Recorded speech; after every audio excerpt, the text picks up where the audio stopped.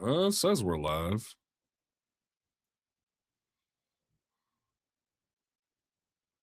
I got one thing says we're live, but something else is like, oh no, not live. Like, can you make up your mind? Comment. Oh my god. No, it's not. I hate that it like wants to auto set it for that.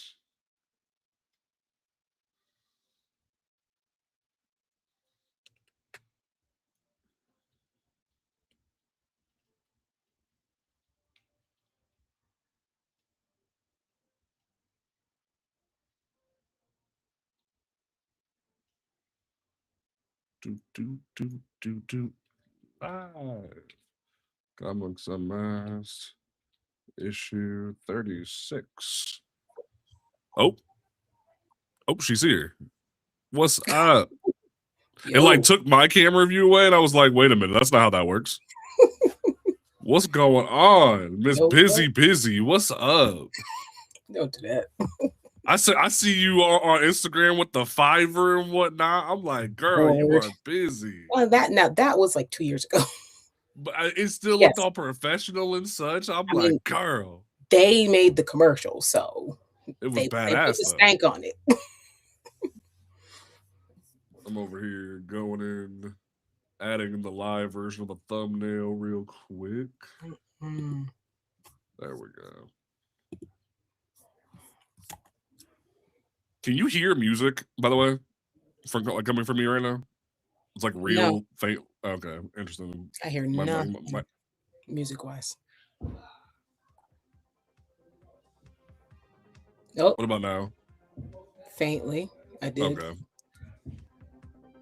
Let me check YouTube. Because I have it playing through like my chat mix channel right now. That way it wasn't just dead air while we were doing the pre-show. And then I'm just gonna like click it off once we set up. I was literally about to speak your name. I opened my mouth to speak your name and you popped in. It was that Afro telepathy. That's why I got too close. Like, that was it. It's that Afro telepathy, I'm telling you. Oh, funkin' telekey, that's all. See, it's so weird because like the configuration of the cameras isn't the same on the live as when I put it. When you record, yeah, I did notice that watching. So now I have to like sit here and mess with it real quick and wait for it to respond. I don't know why it's like that. Because like I have you in the corner now, like how it looks on the camera, but now in like 2 seconds it's gonna swap it. There we go. Wait, yeah, that'll work. I was say, did it actually? That'll work. It was very odd. What up, B? Working way too much. Way too much. He's a slave. I know. I woke up today at 5:30 and I'm like, all right, let's get this done.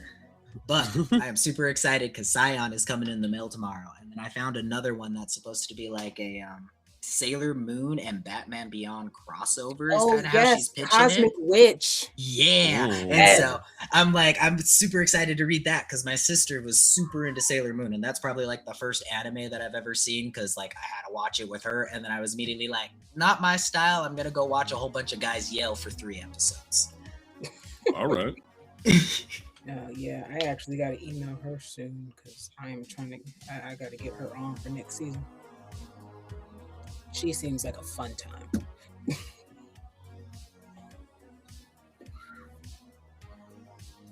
But yeah, besides that, okay, somebody remind me once we start that I need to do a countdown. The way I know where to cut this shit. Gotcha. Like I can add a marker to it, but I also want to like know where to cut that. Ugh. So besides working your ass off, Mr. Man, what else you been up to?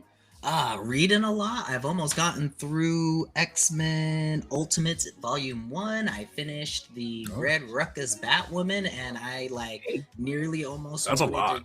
I wanted to just like write an entire dissertation on that. And I'm not even like, part of that community fully in that matter. But I was just like, God, like this is what they fight for and all the other, and like I was getting all up in arms for it, and then I was like, he better like keep this going into like the next. This is how we radicalize B to the gay agenda, is that he reads it of Greg Rucka. They come join us.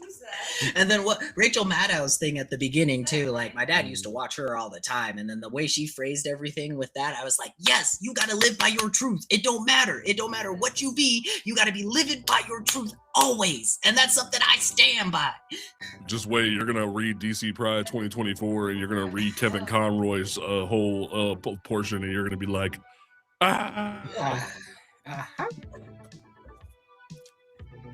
So B, do you want to see what I got to do a giveaway with? Ooh, yes. All right, hold on. I got it yesterday at the con. I can't wait to see.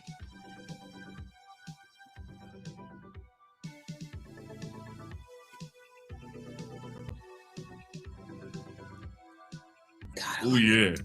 Ooh, that yeah. is clean. There hasn't been a single cover for this run that hasn't been absolutely amazing, and it's that's so that John Boy Myers. Cover right there. every issue.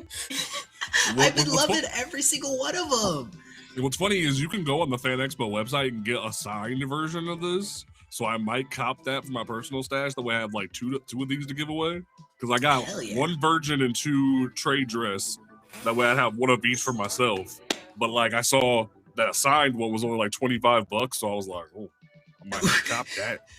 Yeah.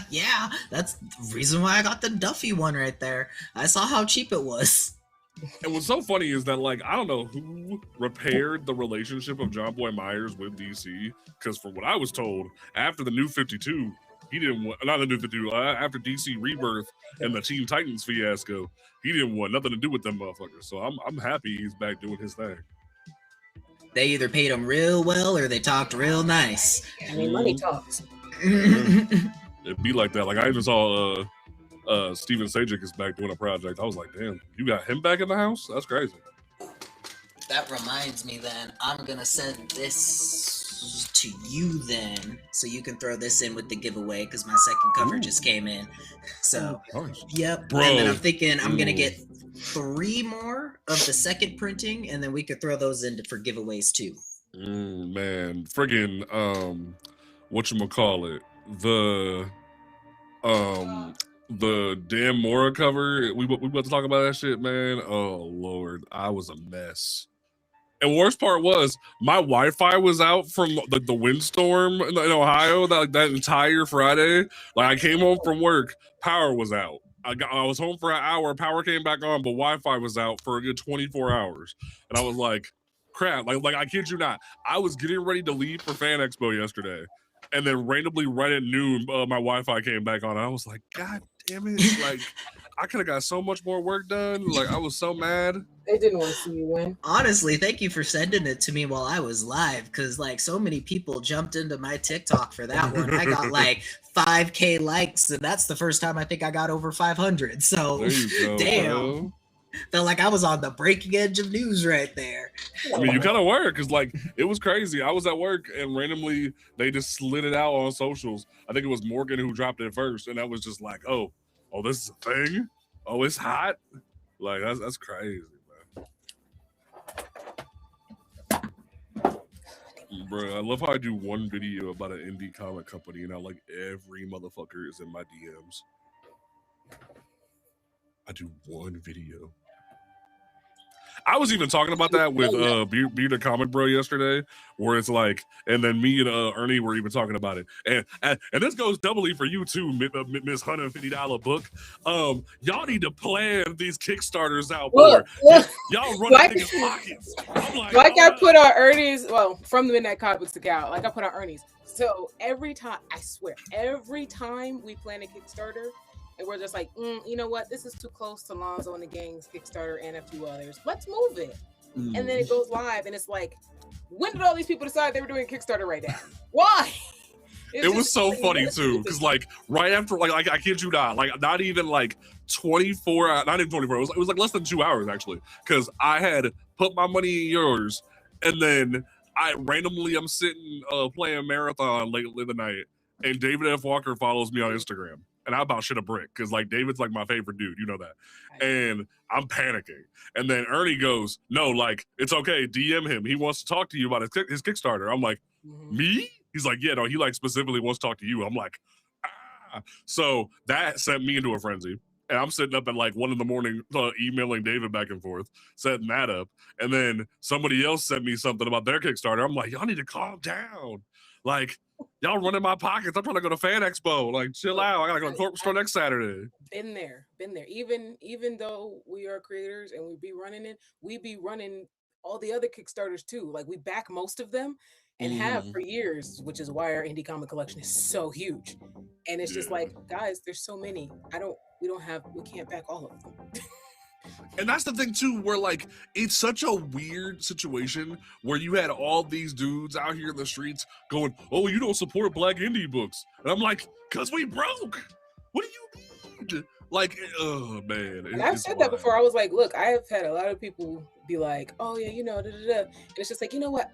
As someone who be broke, I be understanding some people really just can't do it at that moment, and you can usually tell who is on the up and up and who's not. Like.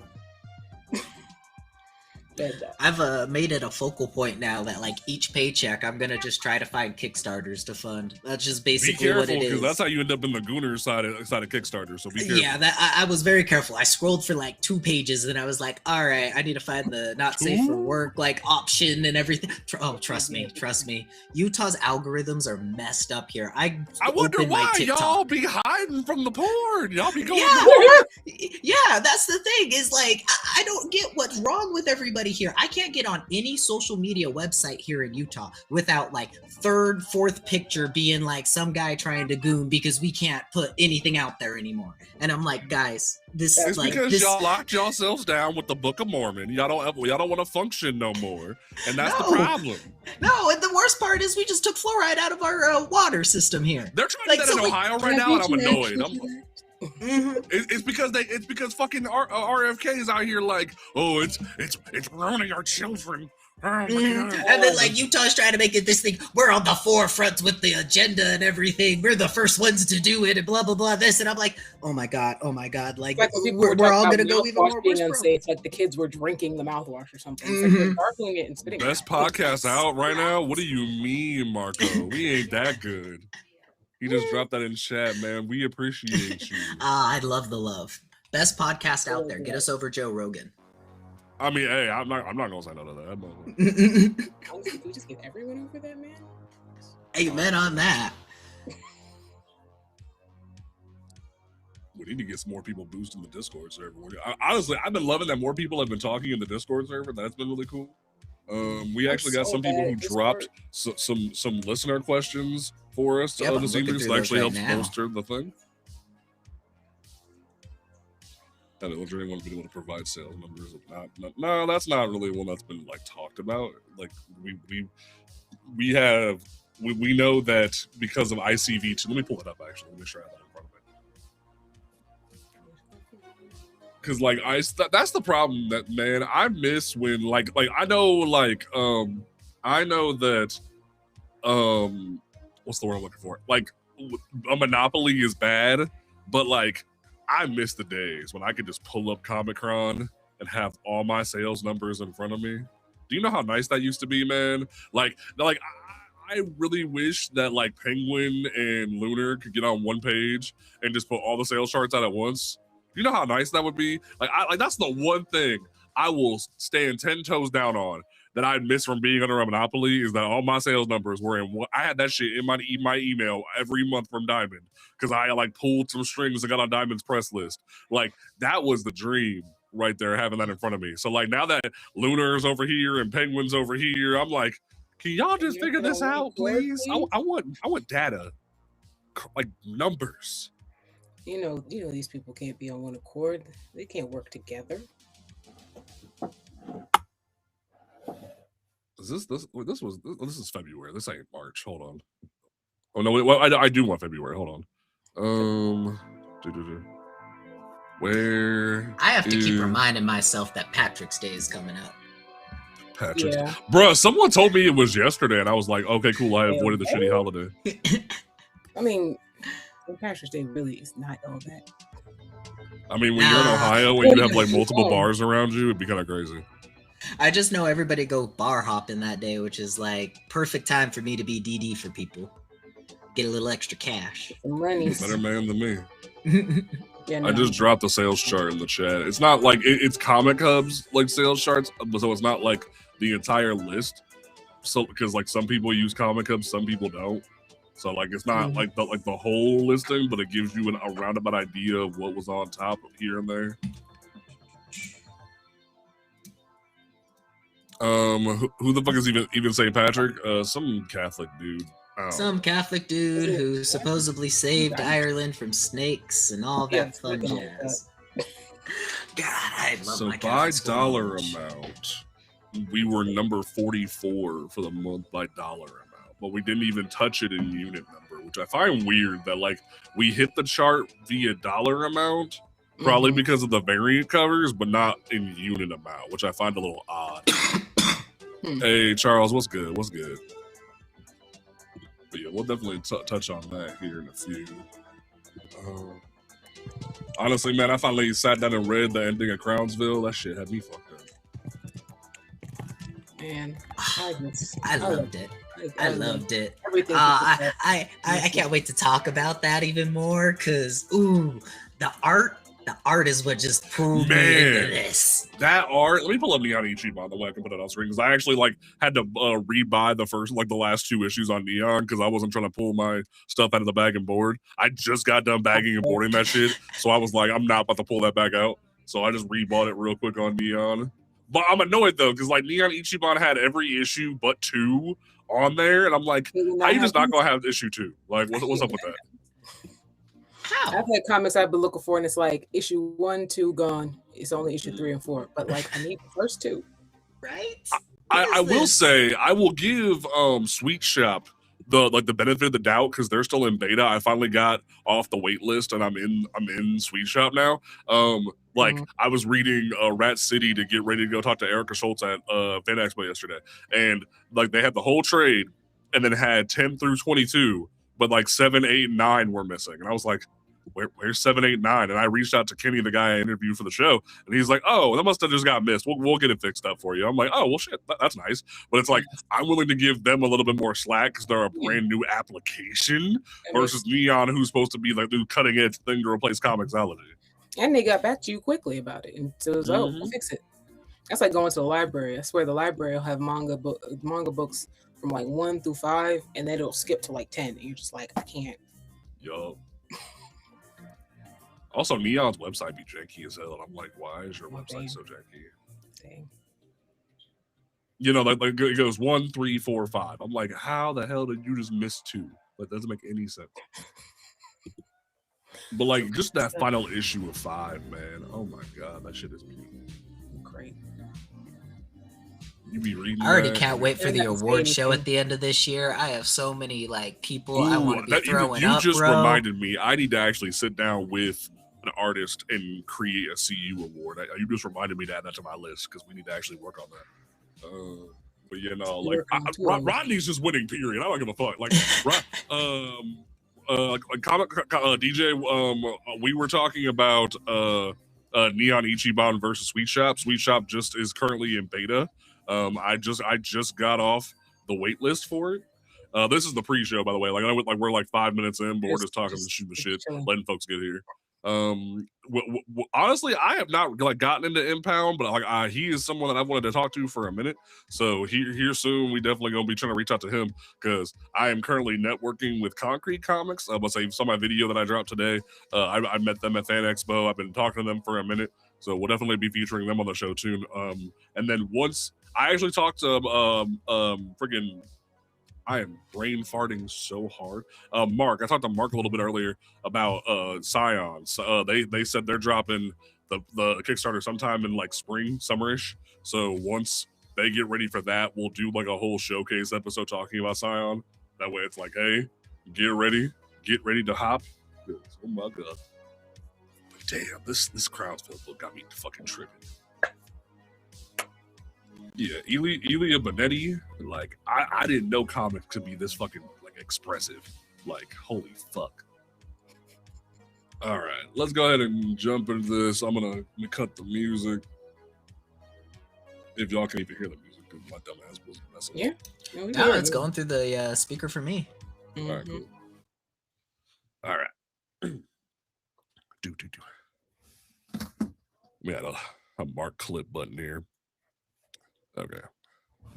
What's going on, good people of the internet? It is time once again for Comics Unmasked, the podcast where a bunch of folks shoot the breeze and talk about comic books and such. We are live for our second live stream. Last week, if you didn't catch episode 35, that was accidental live stream. But this is the official first live stream, but technically the second one. We are going to be doing the show live on Sundays, and then it'll be uploaded on Tuesdays for folks who missed the live show. You will be able to view the full, like, chopped up and edited without the pre-show cut over on like the Comics Unmasked YouTube, but then like the main like full cut will be on my YouTube. That way it's separate for folks who want that distinction, or if you want the cut up version, it'll be on Spotify, Apple, iHeartRadio, Amazon, Audible, all those places. Make sure you rate us and review us on Spotify and Apple. That way it boosts us in the algorithm. We want to be the comic like journalism source that you can trust, where we will review books, we will talk about books, we want to make sure that you are informed about the industry.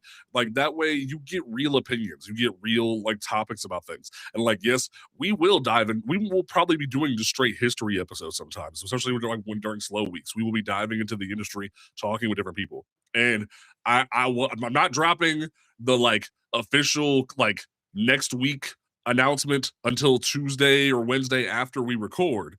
But since we have 9 special people sitting with us in the live stream tonight, I will go ahead and give y'all the special that I might cut out of the edited version.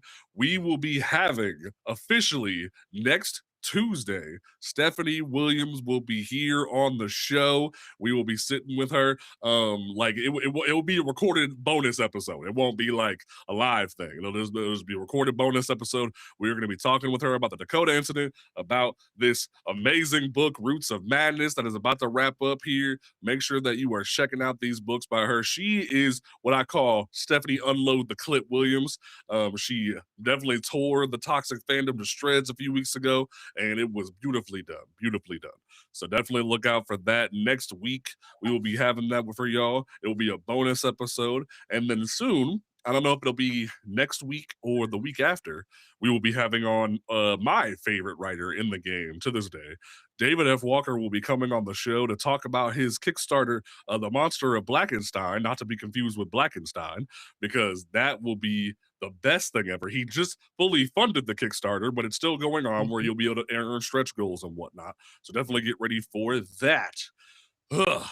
All that done and over with. All right, cool. My name is JP. To my left, I don't know, right above me, the camera's weird for Riverside this week. We have the man who works 47 jobs. Brother don't get no sleep. Man is Afro Baggins himself. Mr. B-Rax, how you doing? I own 2 cloaks, more comic books than I can count, and I'm spending more money than I can make on comics. So, you know, I think I'm winning. I'm doing good though. Life has been good. I can't complain. It's been a long, busy week because we're cleaning the house and getting it ready for inspection because we live in an apartment. So that's been fun. Nice. All right. And then we have the woman whose Kickstarter we will be featuring in the show notes. Make sure that y'all get this going. Miss Midnight Comics herself. We got Tashi in the building. How you doing?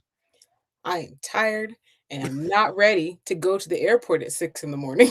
Ooh, no. Because I hate getting up in the morning. But other than that, I, much like B, be spending more money than I have on comic books because I just got a little bit of money and it's gone already.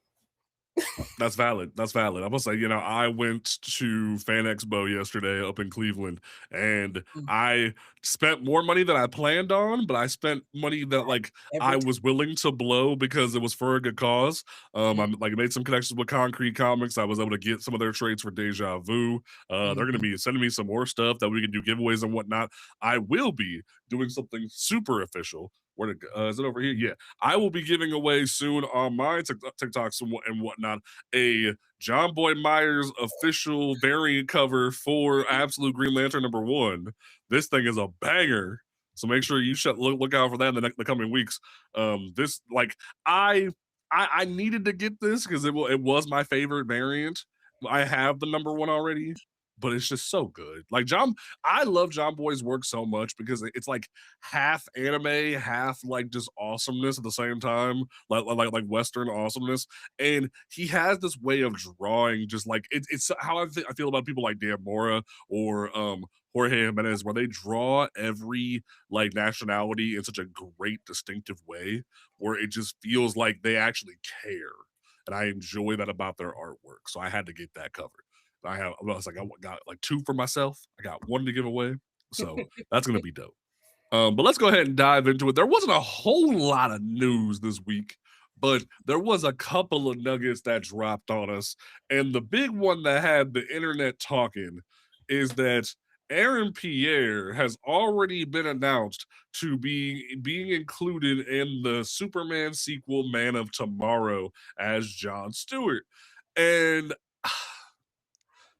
this is the one thing I hate about like news and whatnot. Like it's almost the same thing in the same vein as solicitations, where we already know what's up before it's even come out. Like obviously they weren't gonna kill Jon Stewart in the TV show, but it's like we already know dude's not gonna have too crazy stakes. We already know he's gonna be featured, so it's like, huh, that's interesting. Like we already know what's up, and I will say a lot of millennial fans are already like, "Ooh, does that mean we'll get a Shira and John romance?" And I'm like, I don't know if I want that. Like, I don't know if I need that right now. Like, mainly because we can't even get a Superman movie. It keeps just feeling like Justice League light. It don't even just be a Superman movie. Like, am I wrong for feeling like that? No, I think that's respectable. No, I just don't think I don't think they're ready for all that yet, because they're still trying to establish a lot Yes. all at once.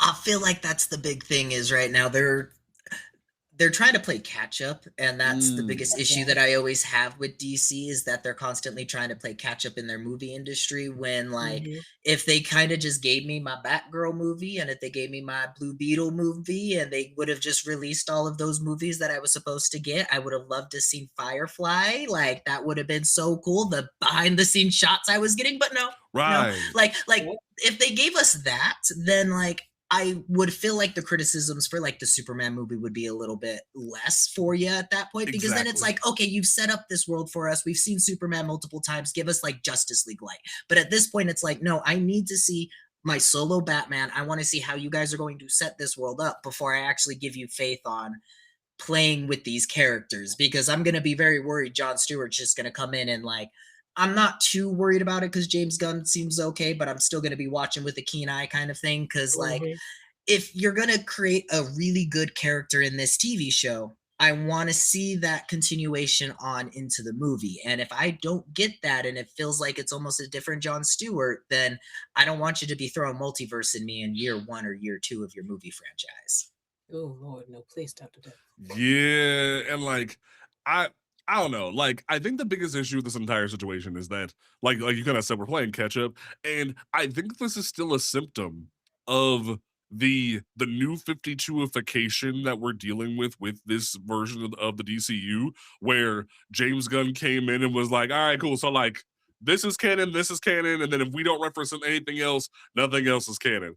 And I'm just like, I. Like it feels like the new 52 where they were like, okay, cool, Batman's canon and the Robins are canon and the Green Lantern stuff is canon, but everything else is not canon. And I'm just like, can we stop playing that game? Can we, like, did you need to do that? And it's just this feels like a symptom of that. We're having to hit the accelerator button because we're noticing that Doomsday is coming for Avengers, and it's like you gotta have to like start small, guy. You gotta need to like look this up, because like, when are we gonna get just a Superman and ensemble cast? Why does it have to be Superman and the Justice Gang or JLI or whatever the heck this is gonna be? Because it's like we can't even enjoy what we have, and you're telling me we have to like involve everybody. Like, I'm not saying I want to like multiple movie series of Jimmy Olsen's antics with Clark Kent, but like, can I get like 5 minutes with my podcast that isn't just like rushed? That's all I'm asking. They keep making the mistake. Oh, right, we had one hit. Now we can do everything else. It's like, no, you got to build over some time. The issue that I have too is to where like we get a lot of that good stuff in the animated series for the DC universe, and like why can they not translate that onto the big screen? Because I like going through the Superman adventures in my head, and there's still some really good Superman memorable moments in that I'm like, this feels so easy to just transfer over with like Lois Lane when it comes down to just his relationship with Jimmy and everything like that. I don't know why we have to pull in, like, I love Mr. Terrific. I really do. He was absolutely the like show of that movie. But why does Mr. Terrific have to be the show of the Superman movie? You know, I would have preferred to have a Mr. Terrific movie at that point. Yeah. And Cap Lives even said in the chat where he's like, I think Superman felt more like Superman the Animated Series season 3, where they were having more heroes in the show. It's like, yeah, you're jumping the gun, pun intended, where it's like you're having to go above and beyond just to keep people interested. It's like, it's okay to start small. It's okay to like do a little bit less, because like maybe this is just a symptom of me like growing up with Smallville, where I'm used to us not grinding 24/7 with everybody else. But it's like I kind of was expecting a little bit more to the ground. That's just where my head was at. But we'll see what happens. I still am cautiously optimistic about the Lanterns TV show. There was even a rumor that the Funko Pops leaked, and the whole suit was like a poop green color, because like it was the green off the brown suit, and I'm like, no, please God, no, please don't let that be real. I can't handle it. It just but I'm trying to be optimistic. I'm trying to be optimistic. Like I said, I was like, I'm gonna watch. Well, I mean, we're gonna get more of him now, but I was like, I'm gonna watch it to make sure that we keep John along the way, and they're not like, well, they didn't watch Green Lantern, so they're not interested in John Stewart, so we're not gonna give more of him. See, isn't that so frustrating? Like that was one thing I was talking about a few weeks ago on the Comic Book Kickback, where like they were trying to say that like, oh well, we shouldn't support different comic books if we don't like them. It's like, no, you don't understand. We're in a dire situation where if we as like marginalized fans, if we are people who are not the cishet white market, if we don't show up for the little representation we get, unless it's a hate crime, like a literal borderline hate crime, if we don't pull up, they're of the impression that we don't care about it, that we don't value it, that it's not worth it. They're not going to read the Rotten Tomatoes reviews and say, oh, this is like they just are hypercritical of it. They don't want more of it. They're gonna say, "Oh, you straight up don't want more black people shit," and that's the concern. I don't understand why they have this mentality. They can't think critically for some reason, but all they care about is the dollar for some reason. I mean, we're talking about the same ones that don't actually promote stuff that is good, so that we still don't go see it. So either way, they just flip it on its head. Yeah. Wonder Man. I'm just saying, I'm still trying to shout to everybody in my state about this, and nobody's seen it because we don't get no advertisement in here. I hate it. That was such a good TV show, and I have so many people around me sleeping on it. And I'm like, trust me, just watch the first 2 episodes. You'll want to binge watch the rest. You know what's so funny about that? Someone even tried to say on Twitter that they were promoting Wonder Man too much now that it was a hit. And I'm like, really? I've seen a lot. Yeah, like I haven't seen a whole lot for that damn thing. Especially since the hype died down. I haven't seen anything. I haven't seen like hardly anything. So, but hopefully this ends up leading to more where we can be featured up like with more stuff. But from there, we had the awesome news that we officially have been like, we already knew that the Dakota incident was getting a second print. We already knew that we had got enough to where it was allegedly it made enough to get the second print. But we do have the information from the Comic Hub sales charts where like dollar wise it reached the top 50 books sold of the month, which is awesome. But we found out that we are getting a beautiful, and I mean motherfucking beautiful, variant cover from the GOAT himself, Dan Mora, where he has drawn Virgil Hawkins to look phenomenal. And I'm gonna see if I can put this on screen because, like, oh my God, Dan Moore, and it was I think it was Ernie Blur Without Fear that said it best, where he was like, I like that tells me that Dan Moore straight up stopped what he was doing and said, I got time. I got time. It's like that, as I scene from The Incredibles where he's like, I got time. We can make it work. Like we can pull up for that. And I happen to think that was the greatest thing they could have possibly done for us, because when you look at this cover and you see how good it looks, it is so great. And it's not even worth hiding for, Red. Like, Red, I see you in chat, where it's like, this cover just looks so good. So good. Like, I think he was responding to Comic Collector. He said, "Where's Rich from Bleeding King?" He was like, I don't know, man. I just like I think this, like, and I have always said that, like I was saying earlier, Dan Moore is one of those artists that does so well with capturing Black, like, the character so well. One thing that comes to mind is that thing from the TMNT comics where randomly the turtles were made into humans and they were made into Black teenagers, and he drew them so distinctly. Like, this speaks to me perfectly in that way. So, like, I find this to be so well, and like, just based off the hair, this tells me this is supposed to be like Virgil just hopped up after that final page, and I'm like, ooh, oh, we pulling up. So it definitely has me excited. B, you had the honor of me dropping this to you while you were live on stream. How was you feeling?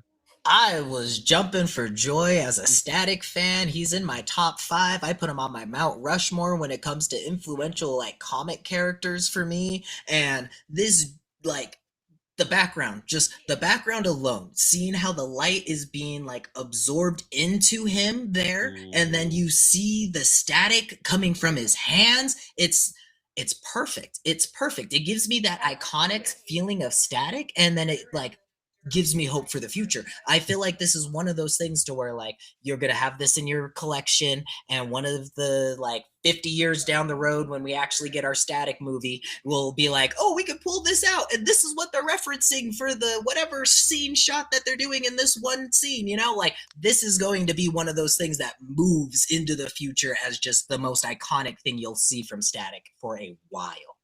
Yeah, so good. Tasha, how are you feeling? Because you've been so busy. When did you see this thing? When Ernie posted it. I'd be on social media, like, a lot, not gonna lie. A lot of my posts on social media are scheduled. Oh, okay. So you just be hiding in the shadows. I'd be on there scrolling for, like, I give myself like 10 minutes at a time, a couple times a day. So I be there in between the busyness when there's a lull. But no, I fell in love immediately. The colors really popped to me. I love a good set of colors that pop, especially in a foreground against a background where the colors are not faded per se, but it's like it's darker in the back because the lighting is a little darker from, like B said, where it's more absorbing into him, and he's got all the color. Also, the angle is just so good to see his angle against the buildings in the background. It warms my heart to see. Very much so. And like, I have been very much a proponent of not buying second prints. I'm not a big second, third, fourth print guy, but this is one of them times where, like, I'm gonna need that. I'm gonna need that right quick, because this was just sexy. Like, the Dakota incident made me break my rule. I used to have a rule of you buy one comic book. I don't care if it's a variant cover or whatever. I'm there for the story. That's the reason why I bought it. I go out and I buy 5 issues, and then I buy 3 more, and then now I have another one sitting on my shelf, and now I'm about to buy 3 more of this cover. This Dakota incident's gonna make me go broke. No, if I'm going to something and I see like 3 covers that I like and I can get them, I'm getting them because they look good. And you know what's funny is the day before, this wasn't even like the best. Like, I will even say, I love Dan Moore to death. This wasn't even the best cover we got this week, because we were also shown via the fact that Felix Comic Art, it's a website that a bunch of different artists in the industry use for their sketches, for different prints they do. They are going to be giving away a special like copy of Superman Spider-Man with art by Sanford Green. And oh my God, There were people that sent this to me, like right when it dropped, like they were tagging me and DMing me. I thought this was fake because the way they were all stacked up on top of each other, and the fact that like Hobie is so much bigger than the rest of them, I thought this was fake. Like someone had like collaged this together off of other things. So I'm over here at work sitting between calls going, I need to find this version of Steel. I need to find this Hobie print. I gotta find it and prove that it's false because like, don't get me wrong. I will always say Sanford Green does not miss. Sanford Green is my favorite artist of all time next to Dennis Cowan. And I swear up and down all the time that this man does not miss. I said it to be the day it dropped. Sanford Green does not miss. And here's what really irks me. And this kind of goes in the same thing with how I felt when Sanford Green did all the work for the Mass Appeal Legend Has It comic book. Why on God's green earth, when we are in such a deficit of lack of like equity or even just Black representation in comic books, period, is this not a open to order cover? Now, don't get me wrong. Sanford Green has a really cool cover that is just public that you can get. I don't know if it's on his Twitter because he don't really post on Twitter anymore. But like, there's like a really good cover that he did for just like the basic version of Batman Spider-Man, well, not Spider-Man, a Superman Spider-Man, where like it has Peter in the middle with a giant web coming out, and like all these different characters like mixed in. It's like the other cover he did is great. But I'm not gonna lie. This definitely is some gas right here. Like this is like every Black nerd's dream on a page, and you're telling me this isn't like equally accessible to the whole like public? What? No, come spend your money over here. Get it. And you know the speculators are gonna eat this alive. You know the speculators are gonna eat this alive, and it makes me so mad because like I genuinely would drop multiple dollars on multiple copies of this thing. You have no idea, and they're like, nah, you don't need that. You have to fight and scramble to get this off of a website, and I'm a little salty. I'm a little salty. Like, don't get me wrong. Do I really like this cover that Sanford Green did? Yes. This is a really good cover. This is a really damn good cover. But I'm not going to lie when I say that I'm a little sad that we're not getting the other one. I'm just saying. And like even chat's like, why can't we pre-order this? Huh? As I talk about colors again, the colors on the other one just absolutely. Right. They're amazing. They're so like I feel like they're just leaving money on the table for being like, oh, we're just gonna make this issue right here the specialty. You maybe will get it if you're quick enough going to a completely different website and if you know about it, versus you make this the B cover for people. And you see that on the like Comic Geek app and everything, people are gonna immediately go to that B cover. You're gonna at least get 13% of the population there. Like, come on, people.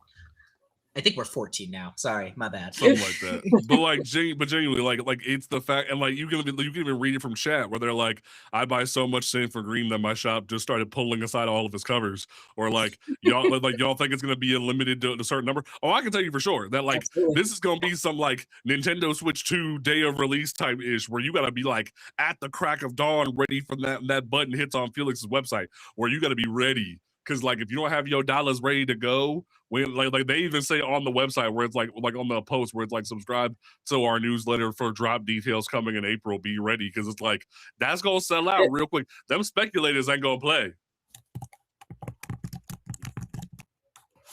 I'm salty.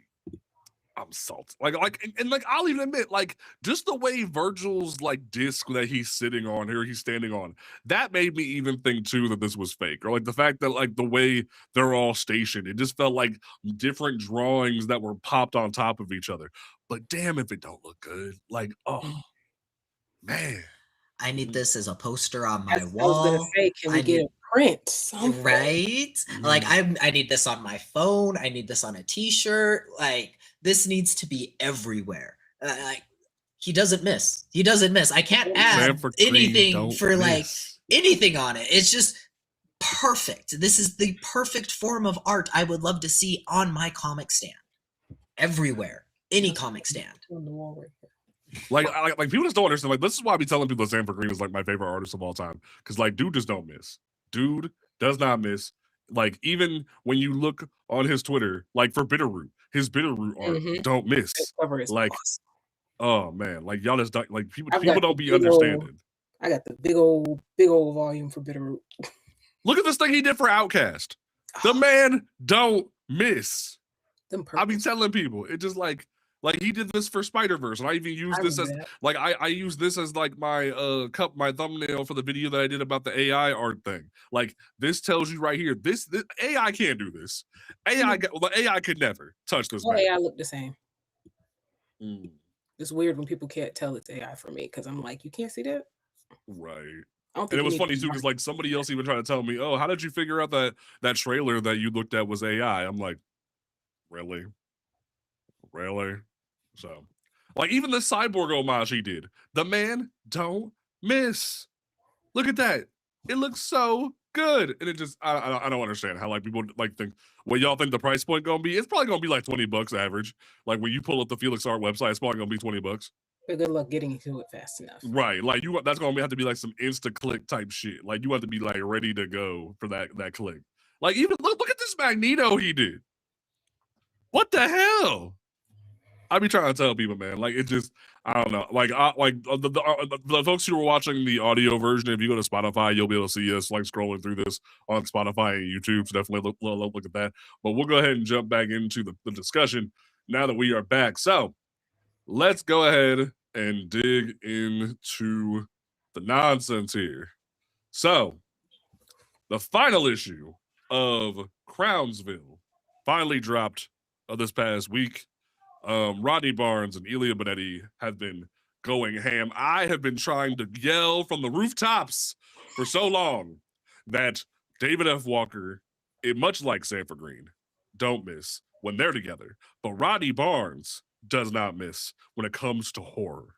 Rodney Barnes, doesn't matter what artist he worked with, you could give Rodney Barnes stick figures and he can make them scary. Like, man literally just takes paper and pen and gives you scary. I was listening to his podcast, Run Fool. It's so good. So good. Y'all don't understand, man. Like, there was a story about like these goblins that attack a cabin. It's been a minute. I need to catch up because I think it's over now. Yeah, it's over now, but apparently it's coming back in a different form. But I've been slowly going through it, so like that way I can be ready for when it jumps back off. But it's just like genuinely, I'm saying like BJ said in chat, I have that cyborg cover remarked by you. Have a remarked by Sanford. Oh my god, But let's go ahead. How much do I need to pay to get that? I work a lot of jobs here. BJ don't give shit up. That's the man's right there. You don't give that up. But yeah, what's good about Rodney, because why his horror hits so hard is most of it is inspired by things he's either experienced or read about, and I love horror and honestly stories in general so much that take real life things and make fictional stories, and he does not mess with that. And even with this, his grandmother apparently worked at Crownsville from what he was talking about. So the fact that he took this real inspiration, he knew about the things that had gone on there, and he just like put a whole super dark Tuskegee air level vibe to it and just made it even crazier. And I'll keep it a buck. I remember reading the first 2 issues and just thinking it was going to be just some ghosts. It's going to be some ghosts. Like, I've seen him do vampires and whatnot. We just doing some ghost stuff. Like, ghosts going to start hanging people. No big deal. Then we go, nope. Yeah. Zombies. And I'm like, oh no. Oh, not just zombies. Children zombies. Ghostly black children zombies. Yep. The way he had them coming out of the ground too, like the art on this, like there's this thing called like bleeding off the page. I felt like the art was bleeding from the page. Like it really felt like I was watching stuff like come from the past through this, like everything here. It was like these motherfuckers took out the National Guard. Look at Yeah. that. They took out the National Guard. They got hit with bullets, got back up and healed because they also Wolverine level shit. And they said, nah, man, we about to pull up on you. And they ate the National Guard. How crazy is that? These motherfuckers ate the National Guard. It's crazy because it's even this page is one of the rarities where there's actually gutters in between the panels. Most of them, like the other pages you show, there is no gutters. Everything is just flowing together. Yes. Yep. Look at that. Where it's just very rare. It's just panels stacked on top of each other in a great way. Like, look at the way they express that. It's just like, it doesn't feel like anything you've ever read before. And what frustrates me about this is that, like, people don't know this book was going on. It was through Oni Press. People don't be paying attention to Oni Press a lot. And it's like, if I didn't have like my league set up to like alert me when Rodney put something out, or if I wouldn't follow Rodney on socials, I wouldn't have known. And that makes me mad because this book goes so hard. I need Oni Press to step up their PR, man. Because, and like, I want to say, shout out to old girl from the third issue that continued on through the rest of the issue. She was so done with this white man shit. She was so done. She straight up was just like, that was a real black woman. Because I was with her. I was like, ma'am, I am with you 100%. If I had your job, honestly, I wouldn't even still be there at this point. So you're also a trooper. Because I'm not going in there. She said, I want to find out what's going on. It was the second or first issue when she was like, y'all can go in there. I ain't dealing with that. She said, what do you mean I'm going with you? She said, come help you. Sir, I told you, I'm not going in there.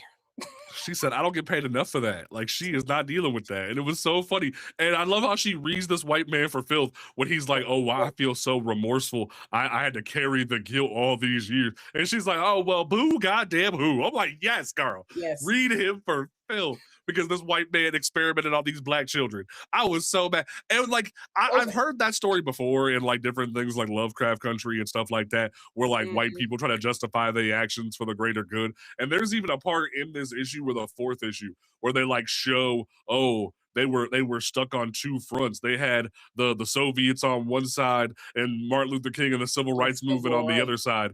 And I'm like, that's some cop-out white people shit if I've ever heard it. Oh no, the black people are protesting. What are we ever gonna do? You guys should have been focusing on the Soviets and letting us farm. We would have been okay. Let us grow our stuff. We would have been just fine. But no. I think it was the fourth issue. Let me pull this up. Yeah, because like just the way they were like, oh well, we were so worried about those darn black people. The black people were gonna do so wrong by us, and the Soviets were a problem too. And I'm like, bruh. It's crazy because I just recently finally read Vindication, which I have been trying to get to forever. And so I was already pissed reading that, like in a good way. Like the story was good, so I'm pissed at the characters. And so came into this and immediately was like, oh my God.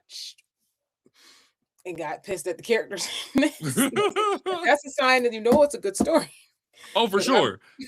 I'm pissed at these characters being racist or stupid or just whatever it is. Just so it's like, all right, let me chill. Let me somebody come over here and get this white man. And it's so funny too, because like they do the most like white man Illuminati shit too, where they go, oh, well, we're just gonna go sweep this under the rug and have the scary government people come in and just spray this toxin on the little black children to melt them away. And I'm like, that sounds like some real life shit. That feels like some real life government cover up shit.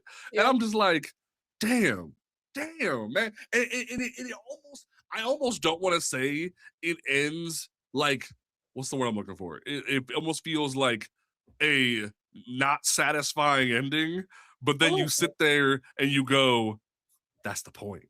And I'm like, God But damn. that's the whole point, is because like when you're Right. talking about the government coming in, it gave me the New York Central Park feeling, to where we used to have our community in New York Central Park, and then all of a sudden now there's just a park Now here. Nobody knows about it. And then the only time it ever gets talked about is maybe like every other Black History Month, when someone's got to bring up, did you know there was a Black community here and they excavated them out and told them to get somewhere else? You know, like it feels just like that. But it's to make a park for the community, so you guys have somewhere to be and to go. No, it's to get rid of us. And it's so wild too, because like I'll even go back to the 4th issue real quick, because like or Neon Ichiban's gonna take a crap on me, one of the two. But like I love the 4th issue where there's the government stooge dude who's like, look man, I would have loved to uncover this nonsense with you. I would have loved to like help you reveal all this, but like, because I was one of those kids who almost got snatched up by the feds and taken to Crownsville. But that there's some things that you just can't mess with, because the greater good and like the government's like way of unjustifying national security is more important than your survival sometimes. And I just kind of sat there like, if that ain't the most bullshit thing you could have said, but I know it's the truth of how people be. Like, it felt so real and so like on the nose that I'm just like, God damn it. Like, this is exactly like, you know, it reminds me of the first Transformers movie with Michael Bay, where like the white people are just busting in the room and making shit happen. But if it was a bunch of black folks trying to warn them about Transformers, then it got snatched up. Told it was a cover up, it wouldn't happen. I'm just kind of sitting here like, this feels so on the nose, so realistic, and I'm mad about it. But that's what makes him such a great writer. And I was so happy to like, this is one of the first things I've been able to like fully sit down and read of his, which just gets me more excited for Philadelphia, because I'm like, everything's just gotta be so much better. I see it. Trust me, I'm gonna be getting one ordered here pretty soon. Brother, when I tell you, and like, this is for chat, this is for the people who are listening. If you ever read Philadelphia, I tell this to every newer comic book fan, like especially like any black like comic book fan that picks up Philadelphia for the first time.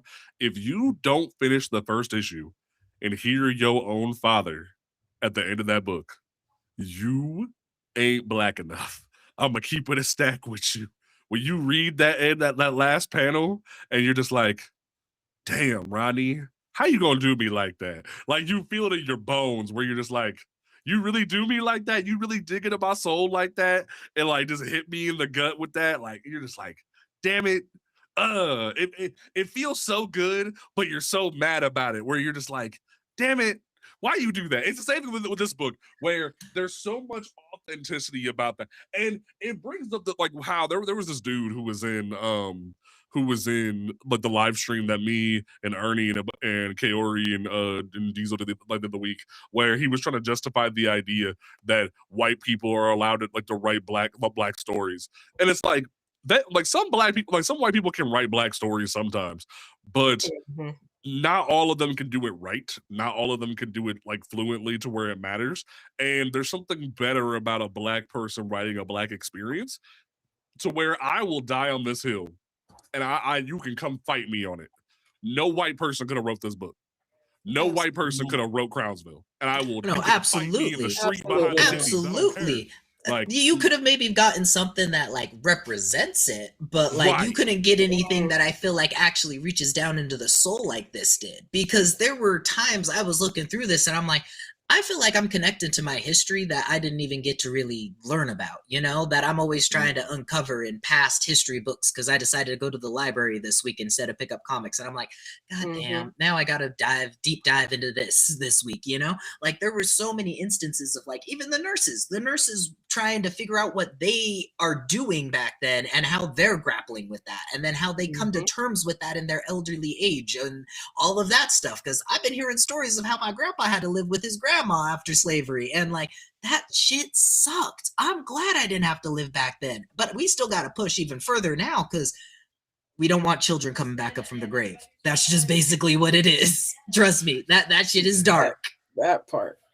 Now, if a white person had written this, let's be honest, it would have been a lot more white saviory. The guy Ooh, would have definitely been justified somehow or somehow vindicated of his crimes. He definitely wouldn't have gotten arrested at the end. Like he would have been the one to really truly save the day. There wouldn't have been that nice bit of just heart in it. It was just like, oh man, that hit as a black person. It'd have been like, oh yeah, another white savior story. Okay.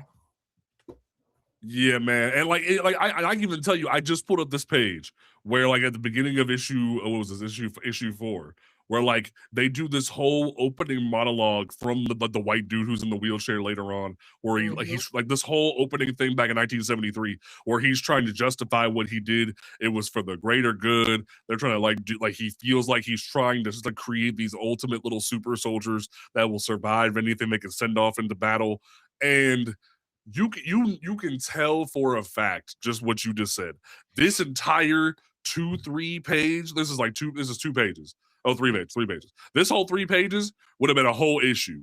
It would have been a whole issue of Mhm. trying to justify the white man's bullshit.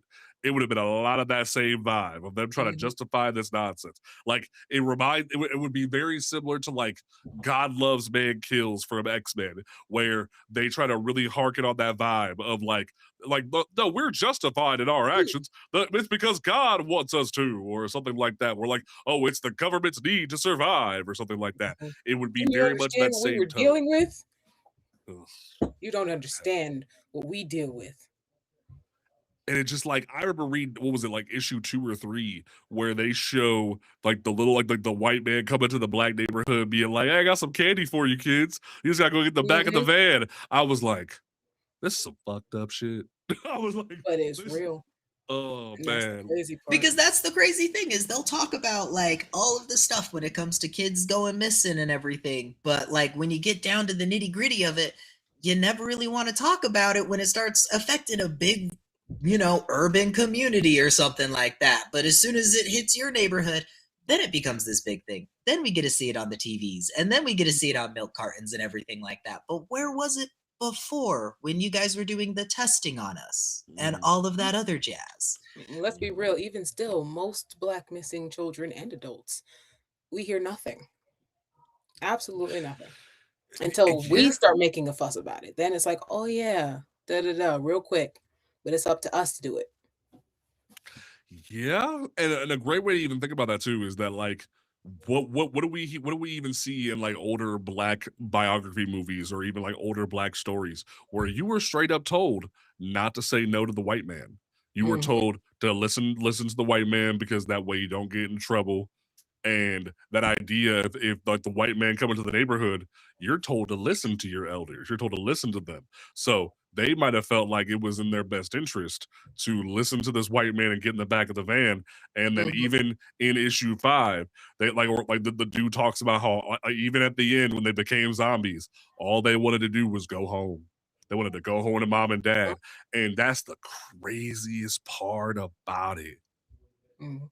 So think about that. Even the kid who didn't listen was like, I'm not getting in that van. He said, Mm, oh well, I guess I just have to resort to a different method with you. Chloroform mm. in face. Yeah. Regardless, these white men are dangerous. Yeah. And it's crazy too. And like dude said in chat, Akabam said in chat that like mass kidnappings were real, cannibalism Mhm. of black people was real. Like Mhm. Rodney, that's your next story. Talk about the cannibalism of black folks. That's what I want to see next to on my desk. I want to see Yes, please. Okay.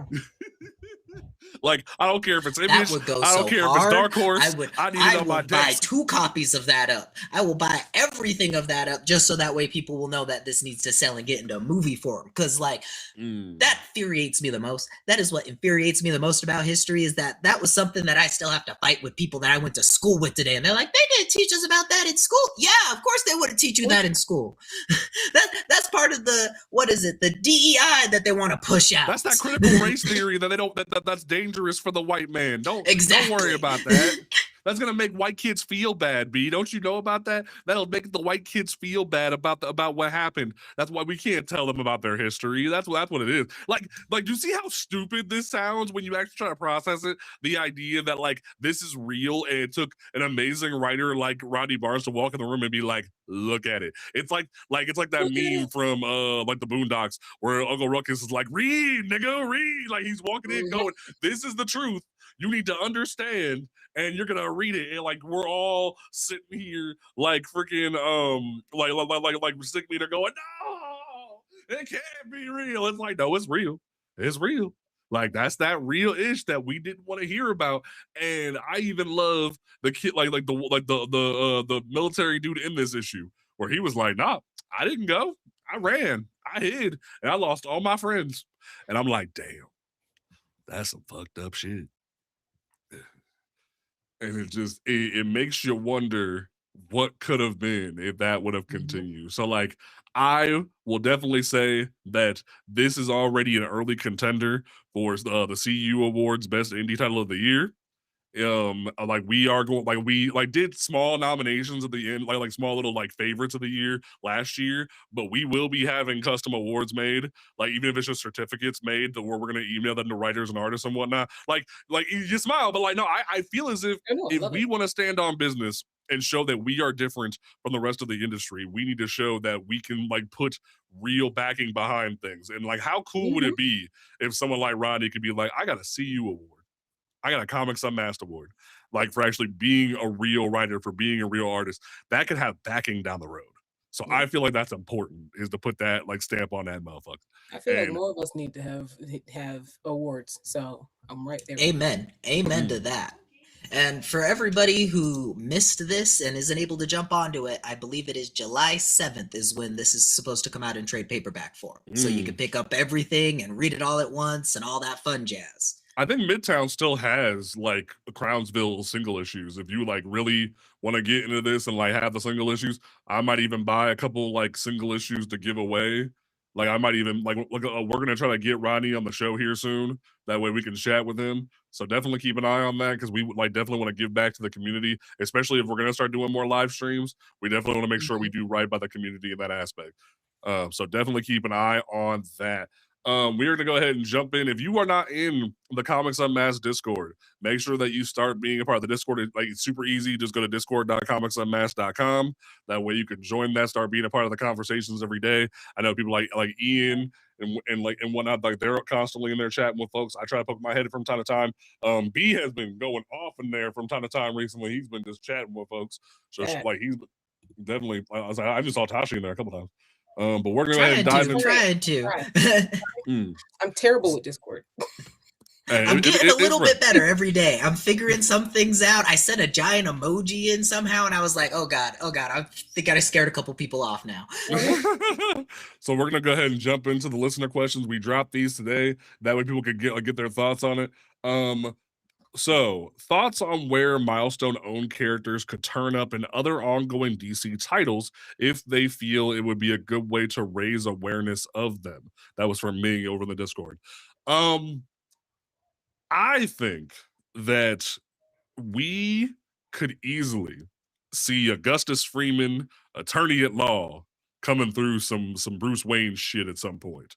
Or when Mr. Terrific gets called at some point, so does Curtis Metcalf for something or other like that. They like, once we start cracking open that jar and once Static starts to be back on the scene at some point, I could really see the idea of Hardware just being in the background, or like having conversations where he finally pulls up. I would just love, like, maybe like, this is my controversial take that like I know a lot of people aren't going to be really happy with. I feel as if a Hardware book should come before a Static book, despite I'm never going to get that. But at some point, there should be a Hardware book as a mainstay in the DC universe, because Hardware was the first. Hardware was the first. He was the last. He was the one that got the most single issues out of the entire bunch. He was supposed to be their Batman, their Iron Man-esque figure of their universe, but then more people got attached to the Spider-Man-esque version of their universe because of the TV show. Like, Hardware was supposed to be that guy, and he has been kind of just left to the background, and it still pisses me off to this day. But it's like, I know with a little bit more in the tank, we will see Curtis get his shine. And I feel like I would love just a hardware Mr. Terrific team up book. Just give me Black Excellence in STEM, the book. That's all I want. And like you can even bring technique in for all I care. Like just give me just all the Black Excellence. This is what you do. This is what you do right here. Terrific, Curtis, technique, John and Natasha Irons, the book. Just give me that. It's just Black Excellence, like in STEM, the book, and I would read it in a heartbeat. That's what I want right there. Y'all's thoughts on that question? I would actually absolutely love that book. But Right? no, you know, I have to agree on your controversial, I guess, take. Because I said this to y'all the last time I was here, is that I grew up a Static and a Rocket fan. And of course, to get Rocket, you gotta read Icon. I did not grow up a Hardware fan. I didn't read Hardware. I didn't care really about Hardware until I did finally read it. And I said, I've been missing out. Because the way this series is so good is ridiculous. It's better than Yes. stuff that's dropping now, Mhm.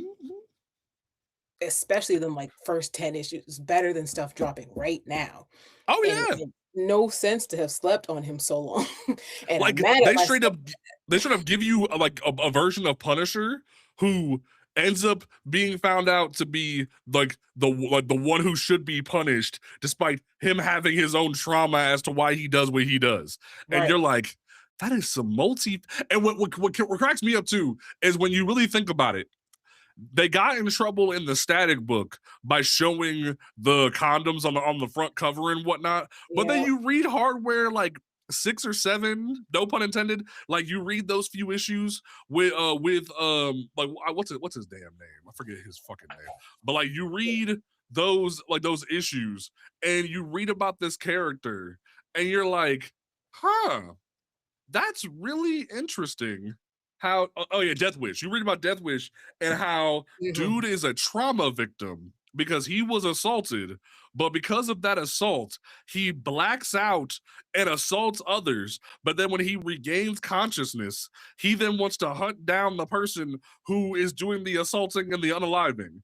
And you have to like unpack that. All And of you're that. like, how is that not what caused the controversy? When like granted, the covers weren't that bad for it was actually 5 and 6 for those Death Wish issues. But like when the covers weren't like so graphic, but when you read the inside of it, you're like, the Comics Code got published with that? How did DC let the Comics Code label go on that? That's what I want to understand. I just, yeah, man. Throwing my 2 cents on this question. I kind of just want to see almost a ground level Justice League with everybody.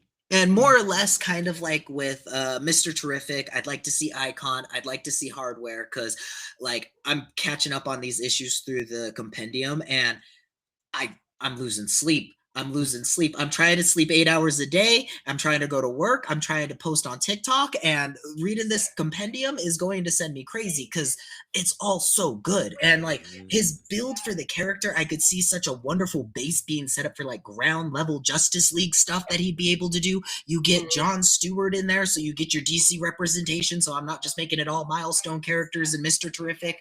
And oh, they could go so hard. And that's the other thing that goes into our DCU conversation. If they keep this more on like ground level activity, get us going on like, you know, stuff that happens on with the government stuff. We don't need world calamity events and everything that's going on. Let's just see how the intricacies of the city works. It's gonna be so good because I had to jump through like, oh my gosh, the Shadow Cabinet stuff that was happening, like issue 0 on that one because of the trade back for Static, and I was like, I'm now so lost. I need to read back into this, but it's so good because there's a man with razor blades cutting some dude up that just swirling around the dude. What the hell's going on here? This is amazing stuff. Like better than anything I began in the past few years. Like she was saying, like she was 100% on that. This stuff is good. Gold. And that's what even kind of frustrates me when some people are like, oh, we need a absolute Static or we need an absolute Icon and Rocket or absolute Hardware to like reinvigorate these characters. Here's the thing that no one's going to want to hear. I'm going to keep it a band with you real quick. The original Milestone was absolute. The original Milestone did not sugarcoat shit. The original Milestone gave you everything that you could possibly imagine right there, black and white, clear as crystal, on some Willy Wonka-ish, where that was dark, that was intriguing. You had drugs in your face. You had like assault, like I was just talking about, in your face. You had like crazy like backdoor dealings with Edwin Alva. Like there was so much going on. You had teen pregnancy, like you had all this stuff going on. And that's why I'm kind of afraid to see when these characters finally come to the main DCU. I'm worried they're gonna get like sanitized. I'm worried they're gonna get sanitized. They're not gonna be like their actual characters, because as much as I want a Stephanie Williams Blood Syndicate book, I feel like that woman's gonna have editorial breathing down her neck. Like, I'm gonna put it in there. And they could be like, right on that. Take it out. Because yeah. Because even just what I was referencing about the dude who ended up razor blading the guy who could regenerate his body, this dude brought his body back from pure, oh my gosh, razor blade.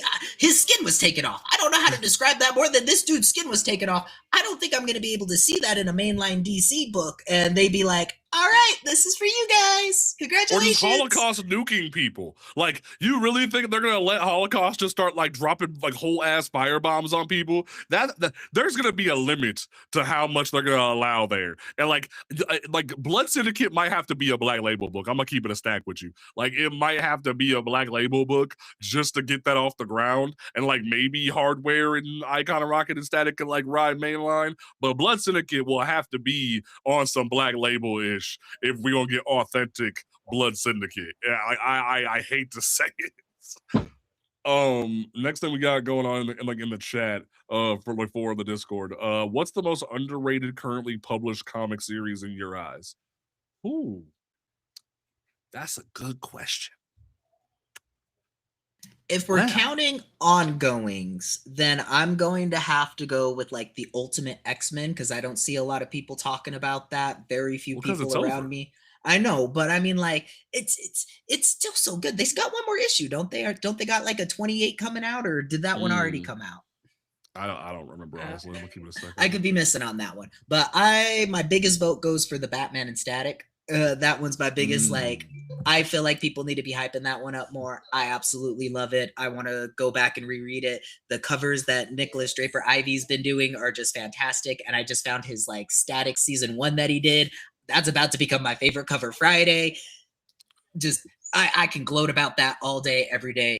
That's the one you guys need to be picking up. I don't know how y'all pick stuff. What you mean? How you pick? It's just so many. How do you just pick one? It's like, yeah, that's the one right there. Well, like I'm gonna throw shade at the whole community real quick. I'm gonna stand on business real quick.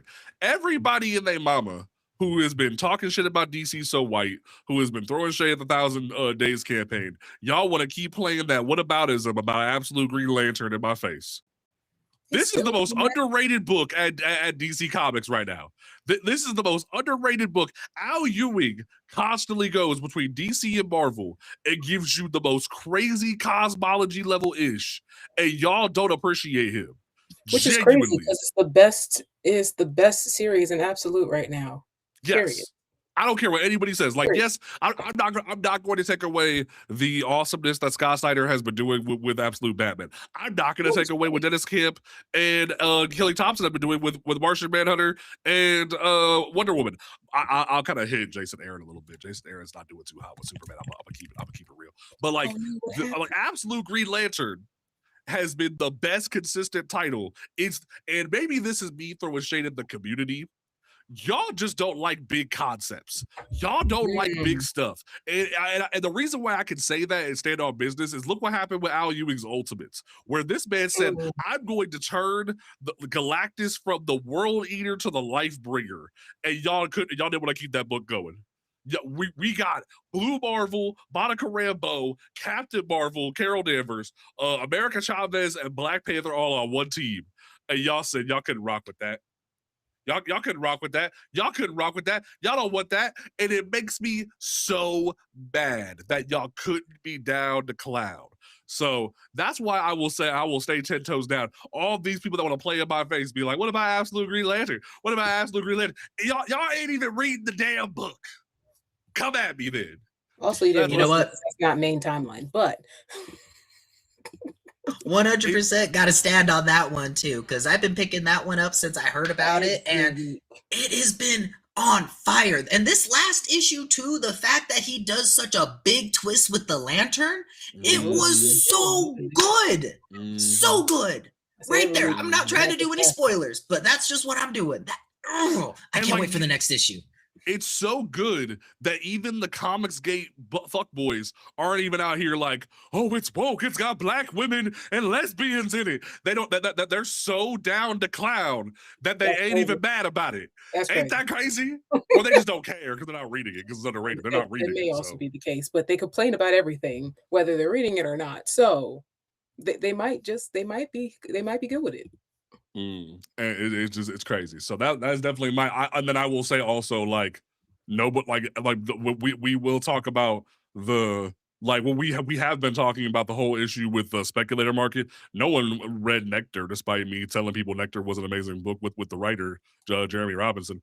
So and I'm going to tell you this again, y'all. If y'all haven't picked up Nectar or haven't pre-ordered the second print, make sure that you do that. If you are not hip to Jeremy Robinson's other book that he has coming out with Vault, make sure that you get on that, because that book is going to be insane. When you look at the solicitations for Excommunicated and just look at that cover, I'm gonna put the cover on screen for y'all, the way y'all can see this cover. This cover looks insane. It's gonna be a Catholic horror story. I'm down. That is right up my alley. That is right up my alley right there. Yeah. This is gonna be some shit. So make sure that you are down. The whole pitch is that when a faithful nun and a festering demon are each excommunicated from the church and from hell because of a botched exorcism, they must work together to uncover a sinister plot that endangers their lives and the world. Y'all ain't down with that? So that's what I keep saying is that people are over here specking on Nectar, but they ain't even reading the damn book. So make sure that you are pre-ordering these books. I've been telling people for years that Vault Comics has been putting out big work. They made a whole book with Post Malone about a angelic semi-truck that fights demons, and the book is a banger. So make sure that you are copying that and supporting Vault, because they've been putting out bangers for years and no one wants to work with them on that. So holla at your boy on that one for sure. From there, what else we got? How do we feel about Marvel cashing in fans' nostalgia and anger by releasing Ultimate Farewell variants?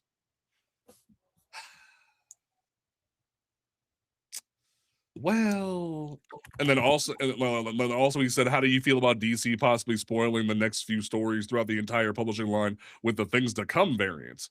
And I saw Rich Johnson post an article on Bleeding Cool about this, where he was like, DC spoils the entirety of Act 2 of All In. And I was like, yeah, that's pretty much what you did. You kind of just you have people frustrated by your solicitations giving them too much information, so you gave them more information. I don't know what the idea was with that, but that's kind of weird. But also with the Marvel thing, that's just them playing in your face. And if you're giving them money, I don't know what to tell you about that one. I will admit mine will be longer. Go ahead. I will admit the Peach Momoko. There we go. Peach Momoko. There we go. Variant cover that they had there. I might actually end up picking that up. I'm such a huge fan. The DC one, that's normal. That's just DC for you every single time. If they're gonna give you more information than you request, I kind of have to gauge at how far I want to look into things. But when it comes down to their variant covers, I get why they just were like, here, look at all the cool art we're trying to put out. Get distracted by this and not anything else that's going on, That's kind of how I feel DC's trying to do. No, I thought about this earlier. I noticed a lot, and it's probably because of the conversation about manga versus comics and anime versus comics a lot over the last 2 years. is they keep trying to do this pivot where they do what anime and manga has done for a very long time and quite well, where they tend to give you the spoilers, but not the build up. And so you know what's going to happen, but you're like, okay, but what is going to happen? Because that just doesn't seem like that can happen. So now I have to tune in and see what's going to happen. Where over here we usually get here's the build up. Now you're trying to figure out what's going to happen. So they're trying to switch it around because they feel like manga and anime does better, right? So let's do what they're doing, but they're not doing it right. Yeah, that's a great way to put it. I'm gonna keep it a stack with you because, like, I don't think this is gonna work out for them where they're trying to appeal to that market, and it's very odd, in terms of that. Then from there, the next question that we had from the chat was, what's with the indie speculation lately? Thoughts? So I was saving this because I originally had this on the agenda, but then I saw the question come through the listing. So we hinted at this a few weeks ago on the show, but we talked about it briefly. There was the selling out of Dork, which is like a character that's half orc, half dwarf. There was the selling out of White Sky from Image as well. There was a Mad Cave book that I forget the title of it that sold out. And then we saw Nectar sell out. And then right at the tail end of the Dakota incident coming out, speculators started playing around with that too. We are noticing that lower print run books are getting specced on really hard because because they know similarly to what happened with Something's Killing the Children during the pandemic, lower print run books are going to be more valuable. But the problem is these publishers are doing lower print runs of books either because they're not getting enough pre-orders before FOC, or historically they have seen not a whole lot of people be super down with the indie books they're pushing out. So they're like, look, we're not going to invest a ton into this. Not to mention with Image and Vault and stuff like that, these printings are coming out of the creators' pockets. So they're not going to go above and beyond to do this. So if anything, and like there was even somebody, I think it was Comic Society, put on TikTok. They're like, the solution is we need to print more, and it's like, no, it's not, because the issue is speculators are taking advantage of like financially, like burdened comic creators because they're having to pay out of pocket for this stuff. And they're not understanding the fact that like speculators are taking advantage of the market. Now, if it's like a Walking Dead or something like that, or in the case of Jeremy Robinson, dude is a multi, but like New York Times bestselling author to where he can put out money like that, where he has 5 different books coming out from Vault. He can do that. But with Image, it's coming out of the creator's pockets. Like it was even Blue Jack last week where he talked about the fact that a while back, no one even wanted the ash can for Dork at a con. So it's a matter of the fact that like the speculators are just taking advantage of the publishers at this point. And like Tashi, I would love your take on this because you're someone who has funded their own books, so you have a different perspective on this than other people. It definitely comes straight out of our pockets. I say that for a long time. I reacted to the print more thing where it's just like, yes, print more with what money exactly? Because again, if you want us to print more, you got to buy them, which is why I am glad they did start selling out, because it's like now, okay, they'll get that money to print more. But at the end of the day, if you do actually want to see more of those books, you got to buy them. Print more is not an answer if they're not selling. The hard thing that I have is the way that people react to the speculation markets, because you'll have a lot of people that will, go and collect these comic books because they actually enjoy reading these comics. And then now you're going to have people who are gonna try scalping these comics is basically the best way I describe it, to where they're gonna go in and try to buy them all up from the one comic book shop that happens to have 2 or 3 more and then sell them off.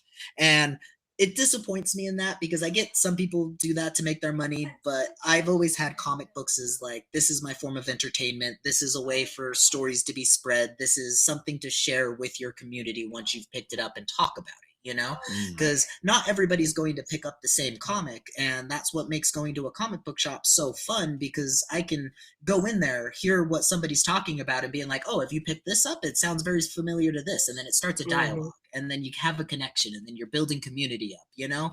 Just to go off of speculation only really kills the vibe when it comes to collecting comic books for me. And so, like, I get excited, you know, whenever my comic book goes up $30, but it's not like I'm making $30. That's still going in my collection. Yeah. I wish there were more people in my comic shop for these conversations. It's so empty in there. Right. And it definitely is an interesting like dichotomy when you think about it. And like I even feel bad for it from the perspective of the Dakota incident. We had to fight tooth and nail to get that second print. We don't even know how many books were sold. And it concerns me because of the fact of like, yeah, we sold out, quote unquote, but I would love to know what the unit sales were, because when you really think about it, the pre-order sales weren't that great for the book. We had to step up and shell out for the book itself after the fact, but we were trying to tell people, pre-order this book, pre-order this book. That's the only way the sales work. And I will say this, Comic Concierge put this on Threads in sort of like a response to me kind of like being the little girl from House of M and walking up to the everybody and going, hey, this is the truth. Remember, like, this is the truth of the whole situation. And his response to it was, well, no, those books on the shelf still matter because you're helping the comic book store make back their money. That way they can stay in business. And there's something to be like said about that to a certain extent, yeah. But like I look at what the comic store buys as like, obviously Batman's gonna be on that shelf. Batman's gonna be on that shelf. Variants gonna be on that shelf. If I need Batman variants, if I need a DC KO variant or an Ultimate Endgame variant, whatever, those will be what will be on the shelf. Or in the case of those, like what we hear a lot of the times for things like Black Lightning or different marginalized characters when it comes to different comic shops. I've heard the guys from the Comic Conspiracy who own a shop in Sunnyvale, California, they've said before, oh, we buy a few for our subscribers and then we buy 2 or 3 for the shelf or 1 for the shelf. It's like, that shelf copy is going to be for Mr. and Mrs. Casual who walks in and buys that off the street. And those are the people that were going into comic book shops and saying, oh, we were told that the Dakota incident sold out, guys. No, it's not that it was sold out. It's someone came and bought that like 2 copies off the shelf. And that's what they mean by sold out. So that's what the issue is. Because let's be real. If it wasn't for us, our LCS wouldn't have had any copies of the Dakota incident. Our copy was the only one they had. And given where it is, that's not very surprising.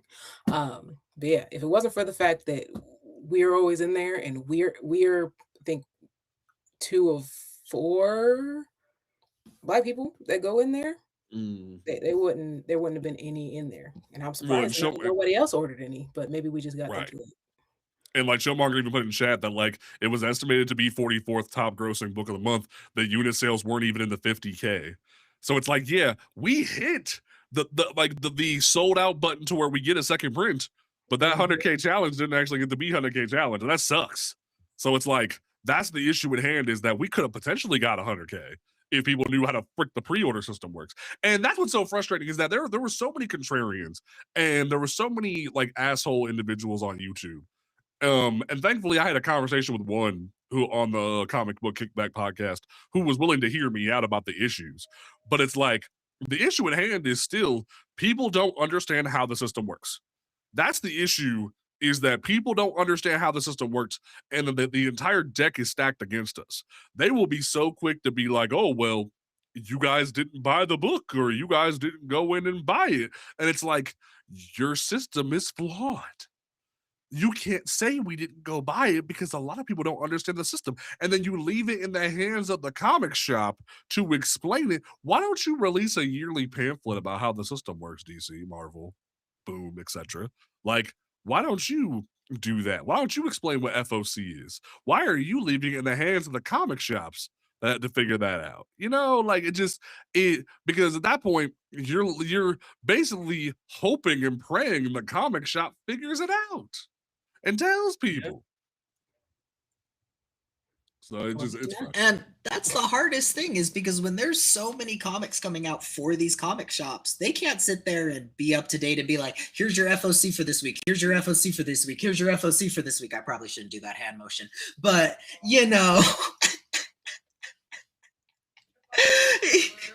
please clip that. Please clip that, people. Yeah. I'm glad you were looking at the screen there, but like, I was reading the next question. That's funny. I know, right? There's so much that's going on for these comic book shops that they can't keep up with every single release that's happening, you know? And let alone I go in there and I can talk to the few people that come in and let them know what's going on and stuff like that. But then the next guy who comes in, he's more knowledgeable on Magic cards than I am. So then the next person who may be asking questions doesn't get it. DC needs to be able to bounce this stuff out. Marvel needs to be able to bounce this stuff out, because not everybody knows about Comics Geek Online either, to where it gives you the FOC right there. And then some people don't even know about the FOC on there because it's so small on it. Tasha, you were in the live when I was telling Kira from Blurds about the freaking League of Comic Geeks. She didn't know about League of Comic Geeks. There's some people who are Wednesday warriors that didn't know how the pre-order system works. So it's a flaw in the system. A lot of people they've been reading comic books their whole lives, and their thing is, I go to the comic book shop and I pick up comic books. That's it. The rest of that stuff is, do you have my comic book or not? Most of us, a lot of us grew up not knowing how all the rest of that stuff was. I don't think I knew until I started publishing. I'm going to make a meme out of that. I'm going to make a meme of me being the little white girl from House of M waking motherfuckers up. I'm going to do it, damn it. I'm going to do it. Like, that's how I feel about this shit. It's so frustrating where it's like, I feel like I'm constantly having to wake motherfuckers up. I'm about to say, Alex said in the chat, the indie creatives have to combine forces and establish their own DTZ system using economics, data center workers, bankers. That'd be interesting. That's a whole other conversation for a whole episode. Yeah, honestly. And like, honestly, we're even going to be like having conversations soon. I'm going to be trying to get a hold of Adrian Weissel, who's the editor-in-chief over at Vault. Like their press team is working with me to get a hold of him, because we're going to have talks about this where it's like, we need to have faith in these indie publishers. Like you say you're burnt out by Cape shit, but then you don't want to go read stuff that isn't Cape shit. What is it? What do you want? I feel like Ryan Gosling going, what do you want? Because y'all motherfuckers don't know what the hell you want. So yeah, Layla Miller, that's her name. There are multiple genres. Yeah. I'm about to make that a damn meme. I'm gonna make a Layla Miller meme and be walking in the room going, hey, wake up. Hey, wake up, this is the truth. This horror genre has been kicking the past 5 years too. Man, like everything has just been banger after banger that I've been reading. Like everybody who complains about Cape stuff, go read Crownsville. It's horror. Just so simple. It's just that easy. Genres out there anyway. Amen on that. It gets the heart pumping. It gets the adrenaline going. It gets you ready for the day. Yeah, that's a great way to put it. So it was also said in the questions. Catfish said, "Do you want to see a DC counterpart to Marvel Rivals? If so, well, who you want to in the opening roster?" I don't, and here's why I say that. I want DC. I would rather see DC in the next 5 years give me DC Ultimate Alliance before I get DC Rivals, because I would rather see DC finally get their shit together and give me a good action RPG or like a good ARPG like Ultimate Alliance was, where we can just play as unknown heroes. Because we were even having to talk about this on Threads the other day, where it's like some of your favorite characters that you didn't know were a thing back in the day, you learned about through the original Ultimate Alliance. I learned about Luke Cage through Ultimate Alliance. Like, I got lucky. My dad had told me about Blade back like from Wesley, but like I know people who learned about Blade from Ultimate Alliance, or some people learned about Deadpool from Ultimate Alliance. So it's like, it's that kind of situation where you need an ARPG or just an RPG in general that can teach people about your universe, like an X-Men Legends, like an Ultimate Alliance, where you give them just plot lines from your universe. And granted, DC Universe Online kind of does that to an extent, but like, you don't need a whole MMO. That MMO is doing way too damn much. Put that shit on some guardrails and let people just play within the sandbox. Don't put them in a whole universe where they can pick their own damn character. what I'm saying. See, now I'm gonna be the contrarian here because I Ooh. was gonna say DC Universe Online. They need to pick that up and actually like Nice. update that right there Something that- because Mm. there's so much stuff that they could leave on the table for you to just kind of like delve into the world a little bit, and then it could get them into the comic book shop. But that's where I had my issue, to where it's like, you know, you're leaving so much money on the table with one industry right there, because I'm thinking of the static stuff, to where like I immediately made a static character in there, and then I'm excited to try to play with static and all that other stuff, and you don't see him. You know, like there's so Mhm. much stuff that they could have laid down in that DC universe to get people so hyped for things, but that's just how I am when it comes to the like MMO games. I'm all down for throw me into the universe and let me play in my sandbox. Right. You know, I'm conflicted. I like Marvel Rivals, so I wouldn't mind seeing a DC version in there. I feel like the lineup would be exactly who you would expect. You'd have the Trinity plus a few of the other, you know, well-known Flash, Green Lantern, Of Justice course, League yeah. members that everybody likes. But the Ultimate Alliance, and I do like DCU online, but the Ultimate Alliance was my childhood. Yes.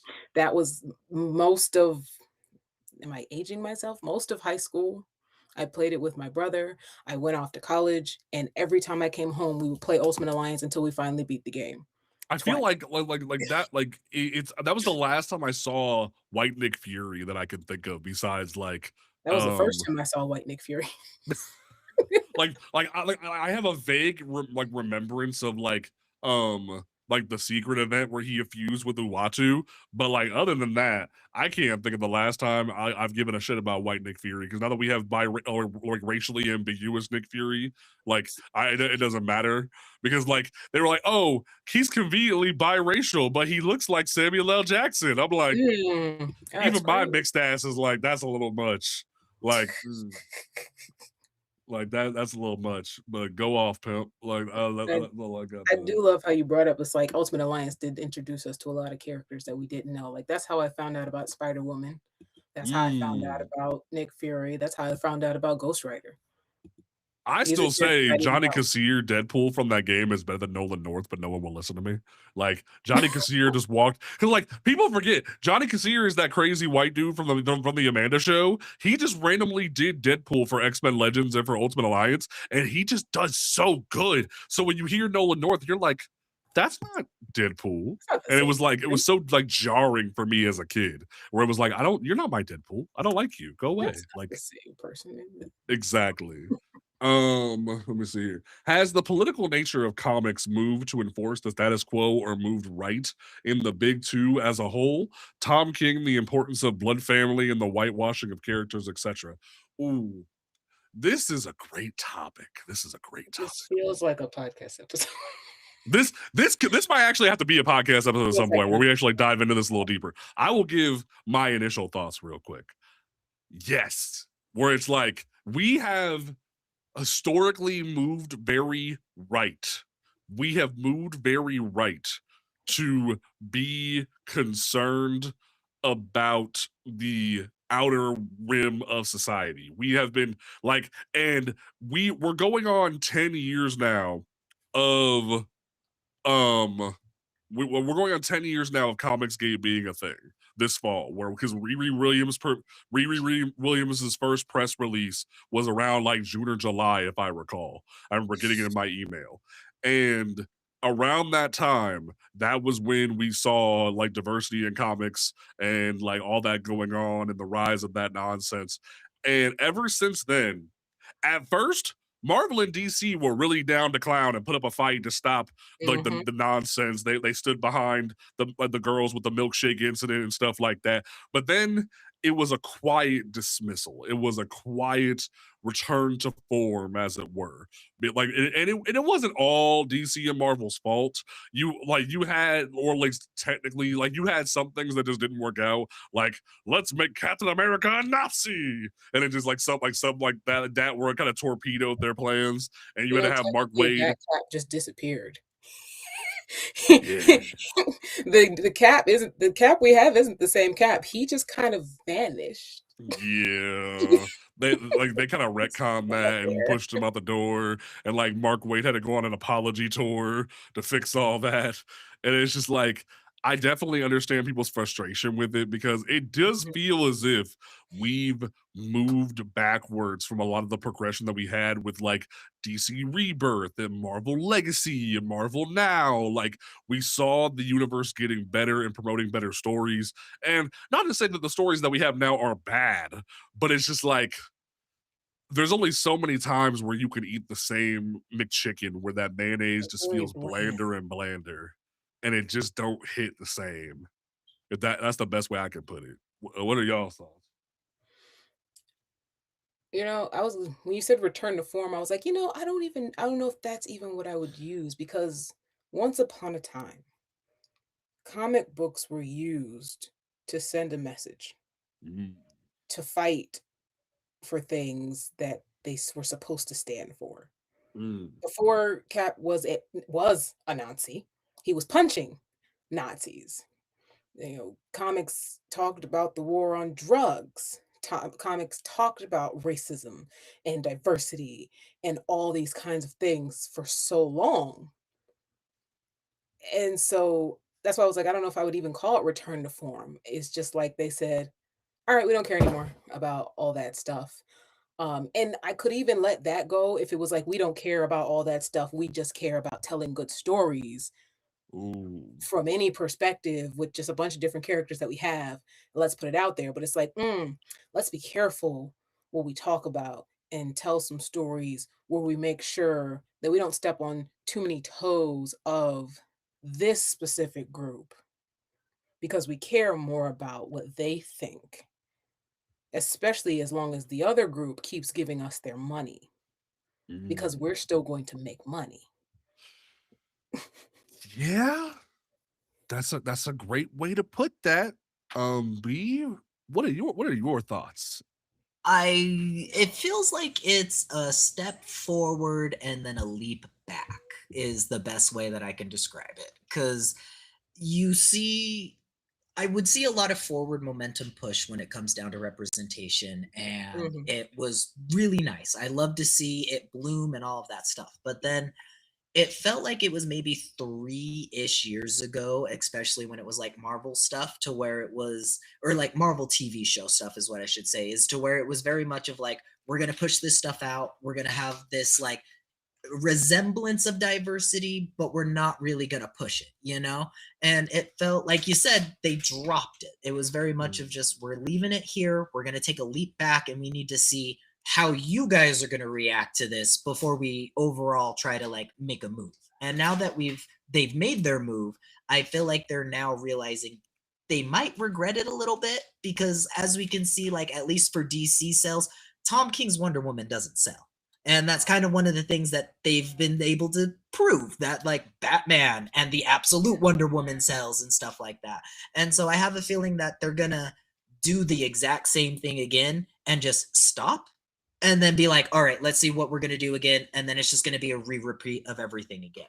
That's kind of where I'm like, I see where it leans right because that's how our culture goes. That's how our culture kind of just went with the past bit of everything. So it feels more of like this is just the repercussions of things that have happened. We are going to see that reflected within our art and within things that are happening within culture. In the meantime, for that though, that's why you jump onto the indie because all of that mhm. is where you're seeing your forward facing movement stuff. That's where you're finding these really good stories. And so that's just kind of the basis I can leave that on. And you won't okay. hear any argument with me. I Yeah. have something to add, but I feel like we should just have an entire We'll episode. have a whole episode. Yeah, I like that. We might do that next week. Like, cause that might be a great way to do that. Cause like I know that I'm gonna be going to Corpse Tour. Like I'll be getting late back that Sunday. So Mhm. unless we get some crazy ass news, then like cause I'm literally gonna be walking in the door and then hopping on the computer for the show. So like unless we Yes. get some crazy ass news that drops, that might just be a great way to do that. So we might just do it that way. And then what new things, if any, do you expect to see now that we have Comics the magazine? So, if y'all didn't see your local comic book shop this past week, there was this awesome thing that drops from the folks over at Prada called Comics the magazine. Do I have mine? It's buried over the corner. I like it's this great magazine that just dropped. If you remember things like Wizard from a few years ago, or way back in the day, or if you remember, Chip Zdarsky had his own comics magazine before last year. It was this great tool that people used to like have exclusive interviews with different writers and artists, or to like have top 10 lists. It was basically like comicsbeat.com or like nerdinitiative.com, the magazine in a lot of ways, where it was just trying to be comic book news and comic book related material in print form at your local comic book shop for casual fans. And it was a great resource because it was some of like the early things back when Wizard was a thing, where you would see like early casting announcements for different movies and whatnot, or like even fan casts and stuff like that. Like I remember they had fan casted RDJ months before he was announced to be Iron Man. So it's like Wizard used to be the greatest thing that was great for comic book fans back in the day. And now that we have Comics, the magazine that dropped, I here's the one thing that I really want to talk to them about. I'm currently I just got a DM from them on Thursday that I'm gonna be trying to get them on the show to talk about this. One big criticism from a lot of people from Wizard back in the day was a lack of caring about Black stories. And a big example of that is they gave like a really unknown Image character a whole splash page cover, but they never covered anything from Milestone. They never gave Milestone a cover, and they never really cared. They gave, there was like one Wizard book, like one Wizard issue that like had Milestone as a story in it, but other than that, they never really gave Milestone the same like respect or credence as the rest of the market. And if Comics the magazine is going to continue, there needs to be fair treatment for all marginalized characters and marginalized creators, the same as the white creators and whatnot, because we don't need another Wizard. We need a better version of Wizard. We need a magazine that represents all of comics, not just a subsection of comics. And that's the best way I'm gonna put that. Like I loved seeing Scott Snyder and Nick Dragana get like an interview for the first issue, but like let's sit down with Stephanie Williams and Joseph Miller to talk about how the Dakota incident sold out. Let's talk about like the fact that we have Stephanie Phillips writing Daredevil right now, and that's getting big sales and whatnot. Like, talk about things that are happening in the industry that are important right now. Don't just do cookie cutter press release website number 50.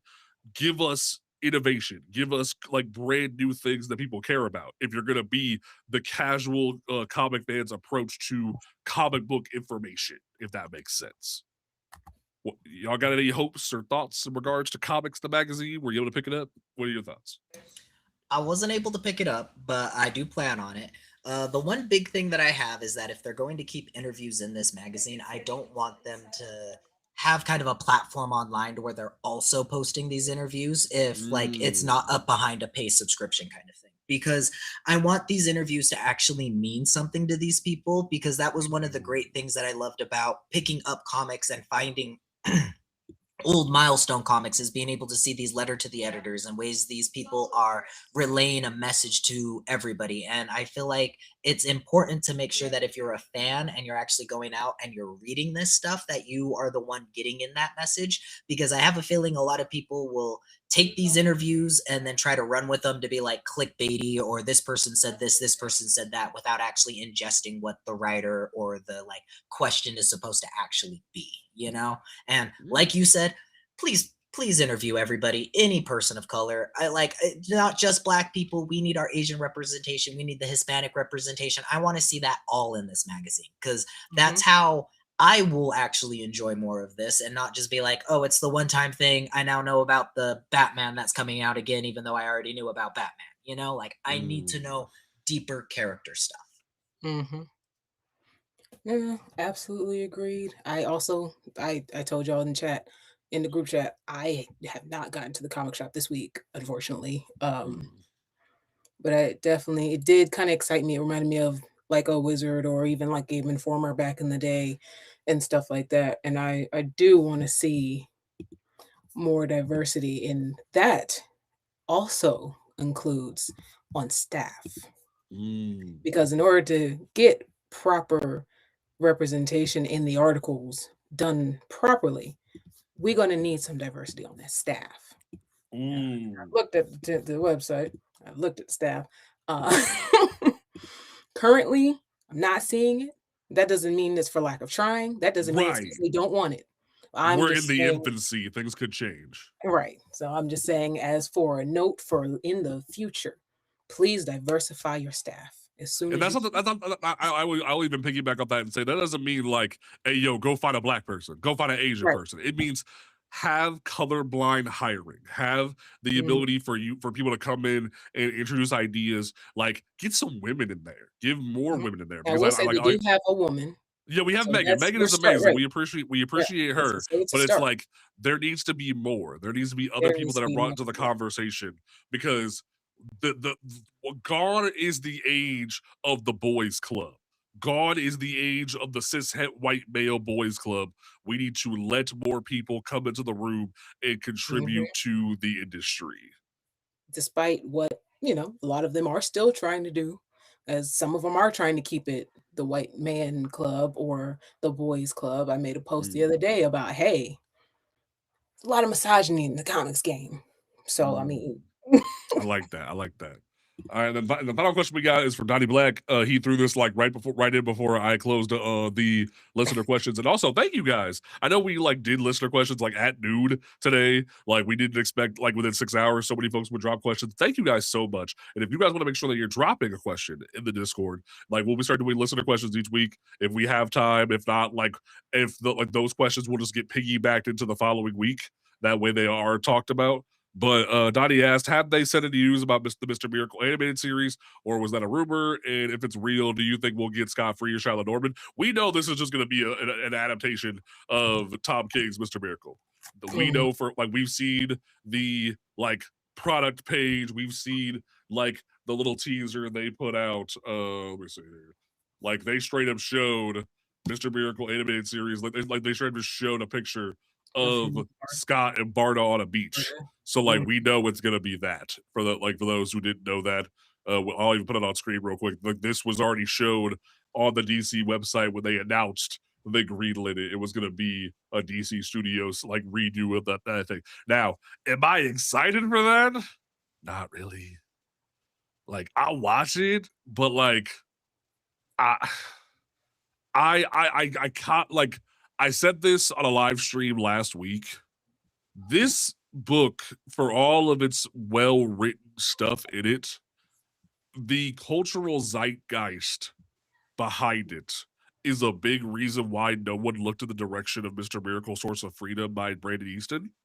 They didn't want to give it a chance because when they read Mr. Miracle, they wanted more Tom King, more Scott Free. They didn't even want to look in Shiloh Norman's direction.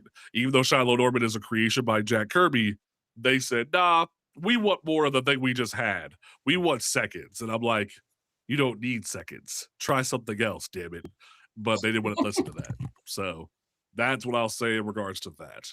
But B Rex, my man, you have the honor. What is your closing statement for episode 36 of the show? Statement for 36. All right. It has been a long week. It has been a long month. Remember, drink your water, relax, touch some grass, read those comic books, and pick up some indie comic books. You don't have to just pick up the big two. And always remember, you can come back to Comics Unmasked to get your weekly fill-in for comic book news. All right, Tashi, what do you want to leave these people with for episode 36?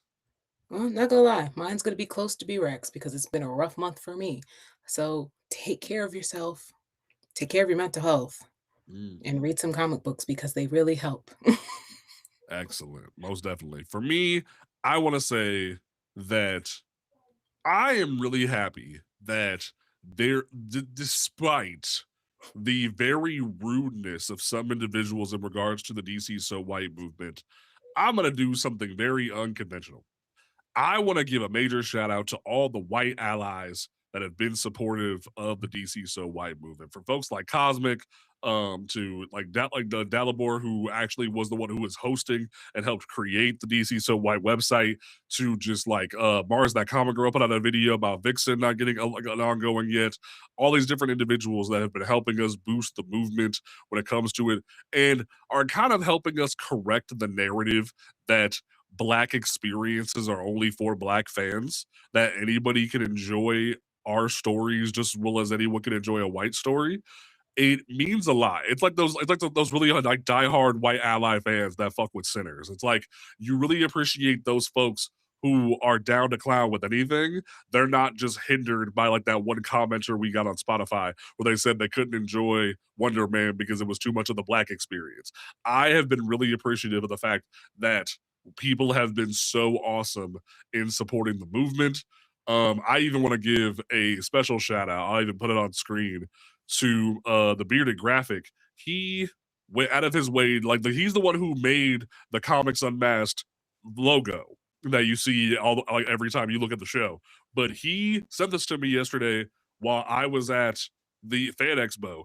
He created a whole logo for DC So White, and originally the little blue at the top was just black, but I was like, nah, like throw that DC bullet blue in there for me.